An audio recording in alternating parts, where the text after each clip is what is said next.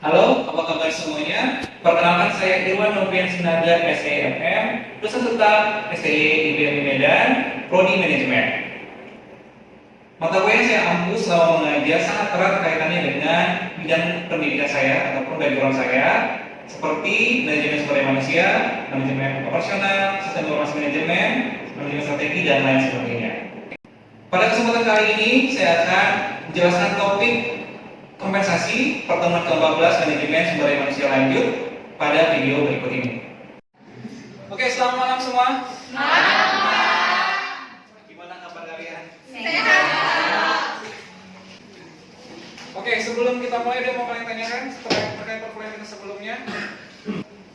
Oke, hari ini kita akan bahas tentang kompensasi. Ya, ada yang tahu apa kompensasi? Apa itu kompensasi? Imbalan yang diberikan kepada karyawan. Apa, Chris? Imbalan yang diberikan kepada karyawan. Ada yang lain? Kompensasi itu apa? Ya, silakan. Upah yang di luar dari gaji karyawan karena kesuksesan atau keberhasilan di suatu perusahaan. Ada yang lain? Kompensasi itu apa? Restu? Apa restu? Kompensasi. Dari kompensasi adalah suatu imbalan yang diberikan kepada karyawan atas suatu keberhasilan yang dilakukan pada suatu perusahaan. Oke, secara teori sendiri kompensasi itu apa? Merupakan balas jasa atau membalas apa? Sebagai imbalan balik dari pekerjaan yang diberikan oleh karyawan, ya kan? Nah, dalam kompensasi sendiri ada terbagi dari dua ya, ada yang namanya financial compensation, ya secara finansial, kompensasi finansial. Ada yang namanya upah langsung dan upah tidak langsung. Apa bedanya upah langsung dan upah tidak langsung? Langsung sebagai gaji pokok. Oke, yang lain? Apa bedanya? Upah langsung dan upah tidak langsung. Coba Restu, gimana? Kalau langsung itu yang dikasih berupa sesuatu yang nyata, kalau yang finansial kompensasi itu seperti diberi fasilitas. Fasilitas. Ada yang lain? Ini Wati? Kalau menurut saya Pak, upah langsung itu misalnya seperti upah yang diberikan kepada karyawan berbentuk gaji. Kalau misalkan secara tidak langsung itu misalkan memberikan fasilitas kepada karyawan yang bekerja di perusahaan tersebut. Oke, contohnya gini, kalau kalian di pabrik nih ya, pabrik yang termasuk upah langsung atau tidak langsung, contohnya ini ya, misalnya kalau dia buruh pabrik dengan supervisor, dengan manajer, mana kira-kira yang mendapatkan upah langsung dan mana yang mendapatkan upah tidak langsung? Kalau Mana karyawan nih, Kak? kalau karyawan buruhnya Pak, karyawan biasanya itu mereka sistemnya itu gaji pokok gitu atau kayak upah langsung. Kalau HRD lebih itu biasanya tuh memakai upah tidak langsung. Biasanya itu kayak memakai dari rekening ke rekening gitu Pak, kayak transfer ke transfer melalui kalau misalkan gaji atau upahnya gitu Pak. Nah, oke ya, jadi yang mendapatkan upah langsung adalah buruh pabrik langsung ya. Kalau di tempat kerja kalian bagaimana? Siapa yang mendapatkan upah langsung dan tidak langsung? Karyawan langsung. Yang tidak mendapatkan upah langsung siapa? HRD. Nah, kalau dia upah langsung sendiri ada namanya gaji pokok dan gaji variabel. Apa bedanya gaji pokok dan variabel? Kalau gaji pokok, Gaji utama perusahaan dari pekerjaan itu. gaji yang gaji utama dari suatu perusahaan ataupun yang sudah dijanjikan kan ya. Kalau variabel, contohnya apa? Misalnya bonus. Bonus, terus apa lagi? Insentif, terus apa lagi? THR, gaji lembur dan lain-lain kan. Nah, biasanya kalau kompensasi sekarang itu bisa dihitung berdasarkan per jamnya ataupun berdasarkan besaran gajinya ya. Nah, ini dia gambar tagannya ya, di mana kompensasi sendiri dibagi menjadi dua, ada namanya kompensasi finansial dan non finansial. Nah, kalau non finansial contohnya apa? Imbalan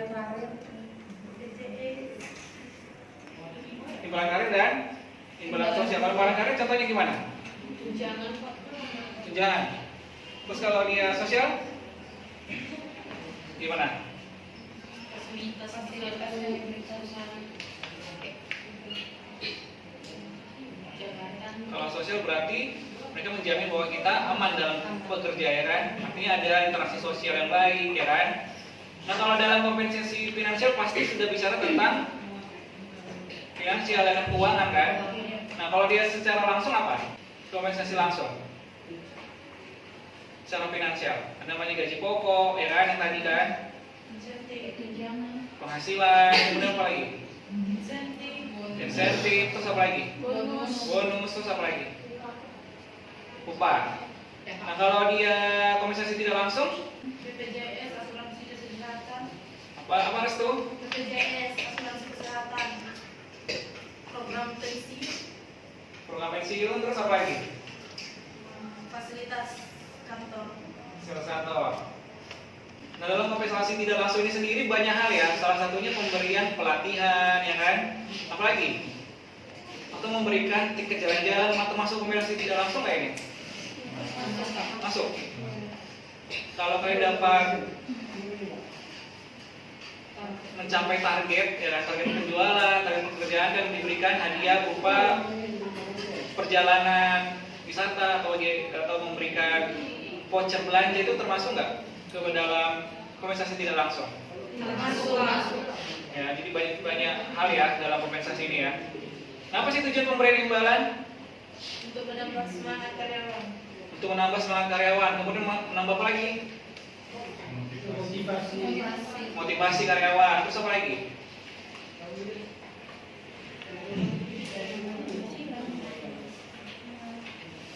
Ya kan, tujuan dari imbalan sendiri untuk memberikan penghasilan kepada karyawannya, ya kan? Tujuannya karyawan ini mendapatkan imbalan ngapain? Pada akhirnya untuk memotivasi mereka tadi, ya kan? Terus apa lagi? Memberikan motivasi, ya kan? Memberikan apa lagi? Semangat bekerja. Gairah bekerja, apa lagi? Memberikan kinerja yang baik, ya kan? Pada akhirnya ya. Nah, di mana hasilnya pada akhirnya karyawan diharapkan tertarik untuk bekerja dengan termotivasi, ya kan? Kalau karyawan termotivasi, otomatis mereka akan memberikan kinerja yang terbaik karena mereka merasa memiliki perusahaan tersebut, ya kan? Kalau kalian menjadi seorang karyawan, kalian tidak merasa memiliki perusahaan tersebut, otomatis kalian tidak akan maksimal dalam bekerja, ya. Otomatis kalian akan merasa loyalitas yang kalian berikan adalah hal yang sia-sia. Tapi ketika kalian merasa pekerjaan yang kalian lakukan adalah tanggung jawab kalian dan kalian merasa memiliki, kalian akan memberikan 100% loyalitas, ya kan? Karena diimbangi dengan yang namanya imbalan untuk kompensasi yang layak, ya kan? Kompensasi yang layak itu berapa sih? Ya kan? Kalau yang layak itu pasti ada standarnya masing-masing. Kalau di Indonesia namanya ada UMR. Apa UMR? Upah minimum. Upah minimum regional, ada juga UMP, upah minimum provinsi. Kemudian ada juga UMK. UMKM masuk nggak? Apa UMKM? Usaha mikro, kecil dan menengah. Nah, imbalan sendiri ya terdiri dari imbalan ekstrinsik dan intrinsik, ya. Di mana imbalan ekstrinsik sendiri berupa upah, promosi dan tunjangan. Sedangkan imbalan intrinsik sendiri adalah tanggung jawab, tantangan otonomi dan kebalikan. Nah, bicara tentang imbalan pastinya akan mempengaruhi namanya perilaku individu, ya kan? Apakah seharusnya nantinya si pekerja ataupun karyawan yang merasa puas atau tidak itu kembali lagi ke masing-masing orang ya, tujuannya apa bekerja. Ada yang tujuannya bekerja adalah untuk memperoleh kompensasi sebaik mungkin. Ada yang bekerja untuk menjadi lebih mapan. Ada yang bekerja untuk ngapain? Memiliki posisi tertentu. Jadi masing-masing tiap orang punya motivasi masing-masing ya. Tapi apapun pekerjaannya, apapun motivasinya, tentu semua pekerja menginginkan namanya kompensasi yang baik, ya kan? Oke, sebelum kita lanjut, ada yang mau ditanyakan? Ya kan, 3 perbandingan gaji sosial yang relevan dalam pengambilan keputusan tingkat gaji dan struktur. Yang pertama adalah gaji eksternal, gaji internal, dan perbandingan gaji internal dengan karyawan lain. Ya. Nah ini yang sangat penting ya, penting sekali bagi kita mengetahui bahwasannya yang namanya kompensasi itu harus memenuhi yang namanya kebutuhan dasar manusia. Apa itu kebutuhan dasar manusia? Apa? Coba satu orang siapa? Sandang pangan. Apa deh? Apa? Kevin? Pangan, sandang, Kapan? Sandang, pangan? Kapan? Pasal yang sempurna. Perlu nggak kita pasal yang sempurna sebagai pekerja? Perlu kan? Kalau kita sakit, yang susah siapa? Kita atau perusahaan? Perusahaan juga susah, kita juga susah. Oh, perusahaan juga susah, kalian juga susah. Kenapa perusahaan yang susah? Karena oke, karena mereka membutuhkan tenaga karyawan untuk membantu mencapai tujuan mereka, ya kan? Nah ini paling penting juga ya, bahwasanya manusia itu suka membandingkan, ya kan? Ada tingkat kepuasan yang tidak ada titiknya, ya tidak ada titik teratasnya ya. Manusia itu adalah makhluk yang tidak pernah puas ya. Apalagi masalah imbalan, kita kan cenderung akan meng-compare ataupun membandingkan yang namanya gaji yang kita terima dengan orang lain, apalagi rekan kerja kita, teman kita, tetangga kita, ya kan? Ketika kita bergaji, mungkin gajinya sekitar 10 juta, mungkin masih cukup. Ya begitu gaji 50 juta masih cukup nggak? Enggak. Ya kan enggak juga ya kan, pasti karena apa? Karena pasti ada namanya kebutuhan apa? Kebutuhan sosial. Kebutuhan sosial atau kebutuhan hidup? Kebutuhan sosial kan? Mungkin awalnya kalau gaji 10 juta cukup dengan menggunakan mobil biasa mungkin ya. Setelah gaji 50 juta naik levelnya. Mungkin rumahnya pun sudah tidak lagi di pemukiman umum ya kan. Sudah memiliki rumah ya kan. Di komplek yang memiliki apa? Lingkungan yang elit gitu ya kan. Nah dalam memberikan imbalan, manajer harus mempertimbangkan perbedaan individual ya. Tentu dalam melakukan namanya pemberian gaji sendiri, masing-masing orang memiliki namanya perbedaan kemampuan ataupun daya terima ya. Tidak mungkin satu pekerja yang memang suka lembur dengan pegawai yang tidak pernah lembur gajinya sama, nggak mungkin. Atau sebaliknya ya kan. Nah ada 7 kriteria untuk efektivitas kebijakan kompensasi menurut pattern ya. Pertama adalah serikat pekerja. Ya dalam hal ini kita perlu ambil bagian dalam yang namanya organisasi serikat pekerja. Ya kalau kenapa kita ada yang namanya yang menyuarakan ya kan. Kalau kalian tiba-tiba ada diskriminasi dalam perusahaan atau tempat kalian bekerja, serikat pekerja ini akan membantu kalian untuk menyuarakan suara kalian. Kemudian harus secara pantas, patut, wajar, dan adil. Yang namanya pekerjaan itu harus secara wajar, patut, dan adil diberikan yang namanya kompensasi tersebut. Jangan karena si A dekat dengan seorang HRD, ya dia kompensasinya lebih tinggi dibandingkan mereka yang tidak dekat dengan HRD misalnya. Kemudian harus namanya seimbang, kemudian yang namanya tidak berlebihan, aman, kemudian sebaiknya dapat memotivasi karyawan dan juga dapat diterima oleh karyawan, ya kan? Nah, ada faktor-faktor yang mempengaruhi kompensasi, ya, pertimbangan legal, union membership, kebijakan perusahaan, kompetitif strategi, dan juga keadilan ataupun equity. Nah, ini yang kita bahas tadi, ya, upah minimum pekerja. Nah, apa itu upah minimum pekerja menurut kalian? Oke, misal ya UMP ataupun UMK lah ya. UMK Kota Medan sekarang sekitar 3,6. Kemudian kantor A memberi gaji sebesar 3 juta, ya kan? Sedangkan kantor B memberikan gaji 4 juta. Dan kantor C 3,6 juta. Menurut kalian yang mana yang sudah memenuhi upah minimum? B dan C. Kalau A gimana? Belum masuk. Jadi menurut kalian upah minimum itu seperti apa sih standar ukurnya? Apa yang perlu diukur? Gimana cara mengukur UMP sendiri? Gimana? Minimal 1 tahun kerja. Minimal 1 tahun bekerja, kemudian apa lagi? Cara mengukurnya adalah berdasarkan apa? Daerahnya bukan Pak.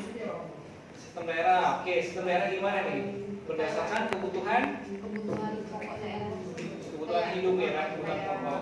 Di kota Binjai dan di kota Medan kan itu banyak perbedaan dari upah minimum. Oke, ada yang lain lagi mau coba menjawab? Ada? Oke ya, jadi UMP sendiri ataupun upah minimum pekerja sendiri didasarkan kepada standar layak hidup ya. Biasanya itu dipertimbangkan berdasarkan sandang pangan dan papan tani ya kan. Ini untuk berapa orang sih? Untuk satu orang ya.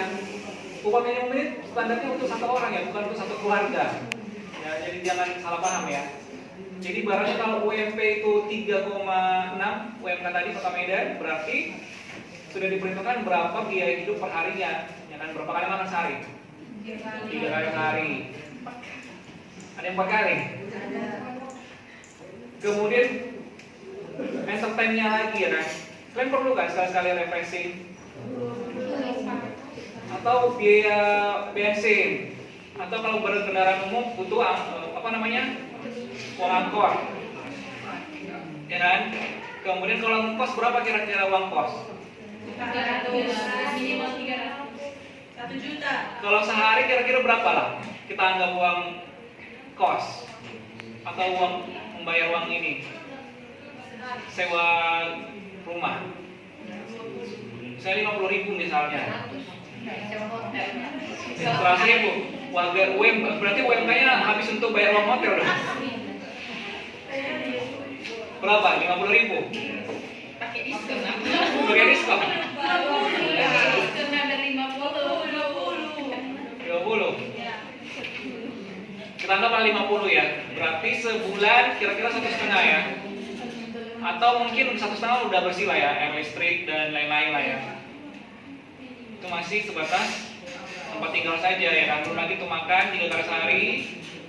Berarti kalau dia 3 kali sehari kita katakan 30 sampai 50.000, kurang lebih untuk makan dan biaya menyewa rumah ataupun kos-kosan berarti sekitar 3 juta ya. Berarti 600.000-nya masih cukup untuk teman. Rumah Epo ya. Untuk disimpan, untuk dicadangan kan ya. Coba lagi, untuk bayar pulsa, paket, bayar apa ya, wifi, apa lagi? Iya, tetap juga lainnya. Yang ada banyak ya. Nah, kenapa lah menurut kalian ya kita perlu menetapkan yang namanya kompensasi suatu perusahaan dan harus sesuai dengan peraturan dan perundang-undangan? Kenapa? Kenapa Intan? Supaya lebih semangat. Agar lebih semangat. Terus apa lagi? Kenapa kita harus menetapkan kompensasi berdasarkan peraturan perundang-undangan? Kenapa? Coba dulu Armila. Menurut saya Pak, ditetapkan kompensasi menurut UUD atau undang-undang mungkin agar tidak terjadinya kesalahan dalam pemberian kompensasi pada setiap karyawan yang memang harus berhak atau pantas menerima kompensasi tersebut. Ada yang lain? Kau Ujan coba Pak Ujan. Kenapa Pak Ujan? Kita harus menetapkan kompensasi berdasarkan peraturan perundang-undangan. Karena secara adil dan transparan dan sesuai dengan hukum yang berlaku dan melindungi karyawan juga. Cari lagi yang lain berbeda? Yang lain? Coba si Yakin dulu Yakin. Apa Yakin? Kenapa? Supaya setiap karyawan itu diperlakukan secara adil atas gaji di luar gaji pokok yang mereka terima. Jadi ketika sesuatu hal yang sudah ditetapkan tentang kompensasi tadi akan berlaku pada semua karyawan. Jadi hal tersebut dapat meningkatkan semangat karyawan dalam bekerja karena hal dari penetapan kompensasi tersebut. Ya, jadi bahwasanya kompensasi sendiri ditetapkan berdasarkan peraturan dan perundang-undangan karena apa tujuannya agar mencegah yang namanya kesenjangan sosial yang pertama ya kan. Agar setiap pekerja itu dia memiliki hak yang sama ya kan. Gimana kalau kalian dipekerjakan dengan gaji yang jauh di bawah dari upah minimum? Apakah itu layak untuk hidup di Kota Medan misalnya? Tidak kan ya? Kita tahu bahwasannya di Medan ini bergerak sedikit pasti uang ya kan? Kita kamar mandi aja bayar kan ya? Otomatis harus yang namanya ada yang namanya standar ukurnya. Nah standar ini sendiri dilakukan berdasarkan apa? Berdasarkan survei ya. Survei gaji dulu, langkah-langkahnya tadi adalah melakukan survei gaji, kemudian menentukan namanya nilai tiap pekerja melalui evaluasi pekerjaan. Kemudian apa lagi? Mengelompokkan kelompok serupa, kemudian menentukan harga pada tiap peringkat kurva gaji, kemudian mengoreksi dan juga melakukan yang namanya penetapan. Nah, keputusan kompensasi sendiri ditentukan oleh siapa? Selain dari stakeholder, tentu ditentukan oleh kelompok-kelompok di level strategis ya kan, kelas manajer, HRD, direksi dan lain-lain ya kan.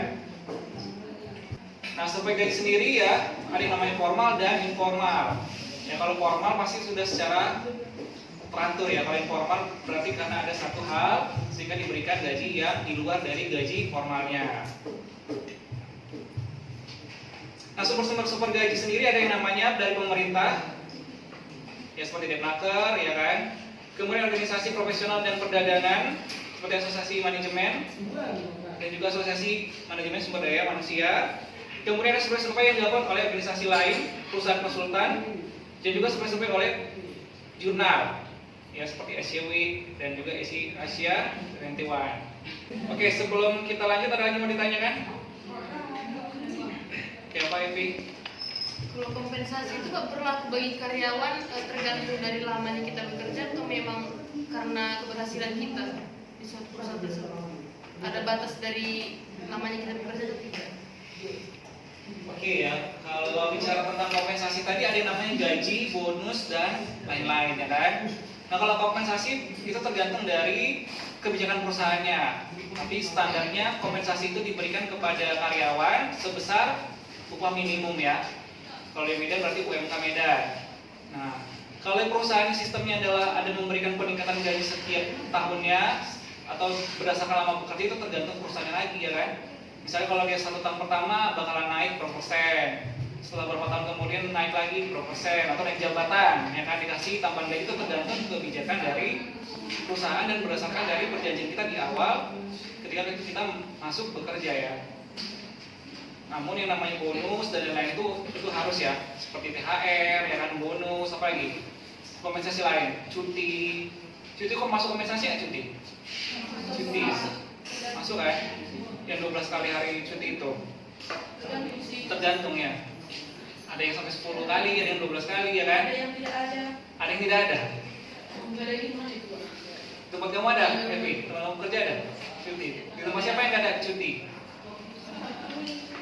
Kalau tempat restu nggak ada. Tapi gaji setiap tahunnya ada peningkatan nggak? Ya itu tergantung dari Kebijakan bersama berarti ya. Nah, dalam evaluasi dari kompensasi sendiri ada yang pertama metodenya adalah berdasarkan ranking, ya kita ranking, kemudian ada klasifikasi pekerjaan. Kan tidak mungkin pekerjaan yang beresiko gajinya lebih rendah ya. Misal seperti dokter, ya kan, menyangkut nyawa orang lain dibandingkan mereka yang hanya sebatas sebagai bersih-bersih misalnya. Walaupun dua-duanya sama-sama pentingnya ya. Dokter pun kalau dia tidak memiliki lingkungan yang bersih kan sama saja tidak nyaman bekerja ya kan. Tapi ya lebih berisiko yang namanya dokter ya kan. Kemudian metode ketiga ada poin-poin penting ya berdasarkan yang namanya ukuran-ukuran yang telah ditetapkan. Kemudian faktor perbandingan comparison. Kemudian kita mengelompokkan pekerjaan serupa dan menentukan peringkatnya. Nah itu tadi ya berdasarkan hal-hal tersebut tadi ya kita kelompokkan dulu nih satu pekerjaan yang sama. Kalau dokter kira-kira berapa sih gaji yang layak bagi mereka untuk hidup di Kota Medan? Atau misalnya kalau karyawan buruh berapa sih standarnya yang harus dipenuhi? Ya kan? Nah ada 3 teori yang dapat menjelaskan pengaruh kompensasi. Yang pertama adalah perilaku karyawan dipengaruhi oleh pengalaman masa lalunya. Jadi karyawan ini sendiri kompensasi bisa meningkat kalau mereka memiliki pengalaman, ya kan? Kemudian kedua apa? Perilaku karyawan dipengaruhi oleh harapan dia terhadap tugas dan konsekuensi gaji yang mengikutinya. Artinya dia adalah orang yang mau ngambil resiko, ya kan? Sesuai dengan resiko yang mereka kerjakan. Yang ketiga adalah fokus pada perbedaan tujuan dan kepentingan dari pemilik. Kompensasi karyawan dapat digunakan untuk menyatukan tujuan-tujuan pemilik dan manajemen karyawan sebagai agen. Oke, ya. Berarti kompensasi ini sangat penting ya untuk dilakukan dalam penilaian, ya, di mana nantinya kedepannya jika kalian nanti jadi seorang HRD, manajer, ya. Jadi kalian sudah bisa tahu bahwa kompensasi itu penting. Tujuannya salah satu tadi itu apa? Memotivasi karyawan. Kemudian apa lagi? Meningkatkan namanya semangat kerja, ya kan? Kinerja karyawan juga, ya kan? Jadi ada banyak variabel yang mempengaruhi yang namanya kinerja karyawan. Salah satunya kompensasi ini, ya. Oke, sebelum kita akhiri, ada yang mau ditanyakan? Tidak ada? Oke, kalau tidak ada, kita simpulkan ya bahwasanya kompensasi tersebut adalah serangkaian ataupun hak yang harus akan diterima oleh seorang karyawan, baik secara finansial maupun secara non finansial, ya. Oke, terakhir sekali adalah bahwasanya apapun yang kalian jalankan hari ini, ya, saat ini kita sedang bekerja, ya, tidak semua hal itu instan, ya. Termasuk kompensasi ini, ya kan? Ketika kalian mau masuk mana level, kalian harus cek dulu dengan kompensasi yang biasa saja. Tapi jangan terlalu terlena juga dengan kompensasi yang biasa saja, ya kan? Masa ya 5 tahun berturut-turut gajinya sama saja, ya. Jadi kalau kalian sudah memiliki pengalaman, sudah bisa memikirkan apakah kalian akan mencari pekerjaan baru atau justru membuat pekerjaan, ya, dengan harapan ya sebagai seorang lulusan manajemen kalian memiliki jiwa kewirausahaan, ya kan? Oke, kalau tidak ada yang mau tanya lagi, sampai ketemu minggu depan, ya. Selamat malam. Oke, sekian dan terima kasih.